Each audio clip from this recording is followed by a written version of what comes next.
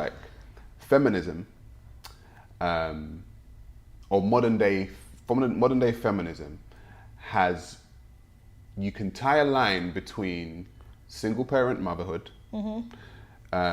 feminism, and single independent black women, right? And the reason why I feel like that is because in and around the 70s in America is 60s, 70s is where you find the breakdown of the black family unit. And that was brought in, and that happened in my opinion, is because monetary incentives were brought to black people and said, you know what, it's actually easier for you to be single. That's here as well. Yeah, and here that's as well. That's a very Labour left thing that's broken the family home. So it's easier for you to be a single, independent black woman with no man in the house. You don't need a man, and you can just be single, free, live your life, and do your thing. So I feel like I may not have connected the dots right, but I feel like the dots there need to be connected in the fact that a lot of single, and people ain't gonna like it, but a lot of single black women, their man is the government. The government is their man. So I think it's a reaction. It's gonna be hard for an actual man when you've been incentivized monetarily to be single for a very long time. You've been given money to be single. And not only, we'll give your child money too. Don't worry about that. We'll give your child money. And so when it's time for a man to actually come in and say, hey, hang on a minute, here I am. It's like, yeah, but you're not the government. So the government has in turn become a lot of single black women's man. No, see, I don't agree with that. The reason why I don't agree with that is I agree with they've been incentivized, but initially it was a reaction. So where a lot of men, and this is, I don't want to dwell on like the black community at all, with a lot of women where the man is no longer around or they've left, it's not a position any woman wants to be in. Very seldom. You get some women highfalutin, or I just want a baby, I don't care who, and I can raise that child. But generally speaking, a woman doesn't want to end up in the circumstance of, depending on the government with no man around.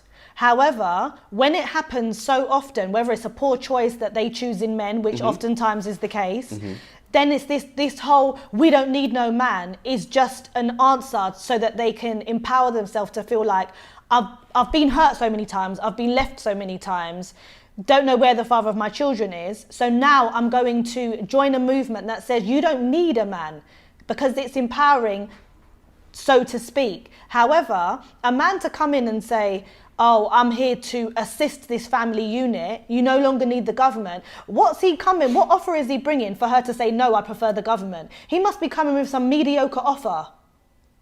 Because a lot of men that see a woman who, maybe she's bettered herself, but initially she does have the council house, she's got the children.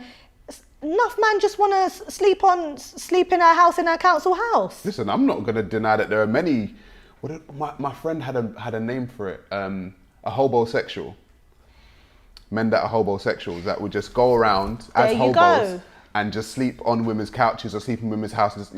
Plenty of hobosexual men. There's loads of men that see, she's got a place, council place, she gets housing benefit, I'm just going to provide the dick and move in. But do you think though that this incentivizing single parent motherhood is a good thing or a bad thing? In terms of the government? Yeah, like the government incentivizing you to be single. I've worked in this field. This is my field. Okay, go on. So I can actually say that it is detrimental to the nuclear family how the welfare system is built.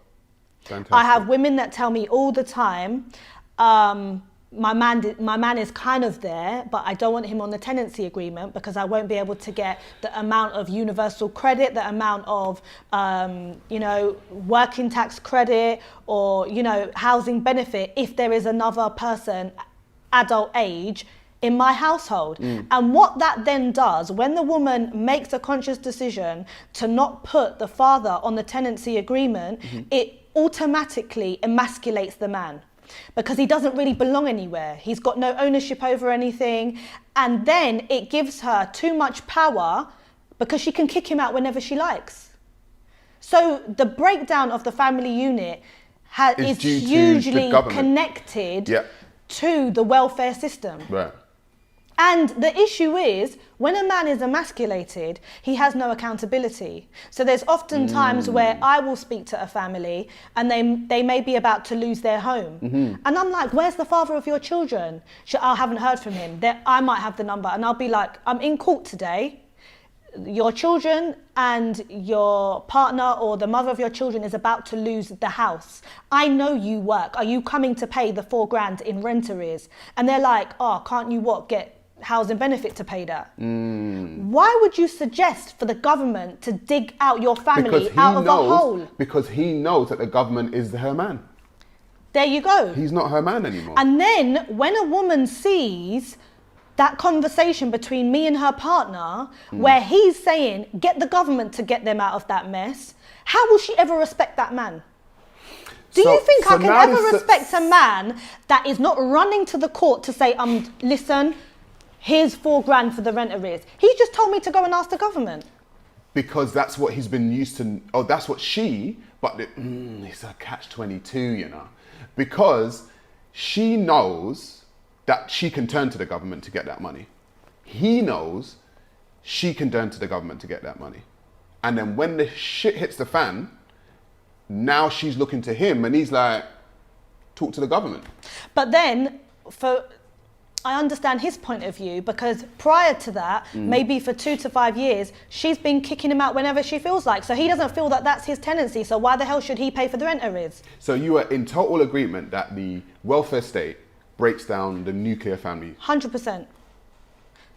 At the level of working class, and that's not race specific. That's not race specific. Right. Okay. Because people that have never relied, or for a very short period of their time, quick, housing benefit between jobs, people that have not generationally relied on welfare will not encounter that issue. They may encounter the breakdown of the nuclear family for other issues, reasons. Yeah. But that's a very working class issue. All right.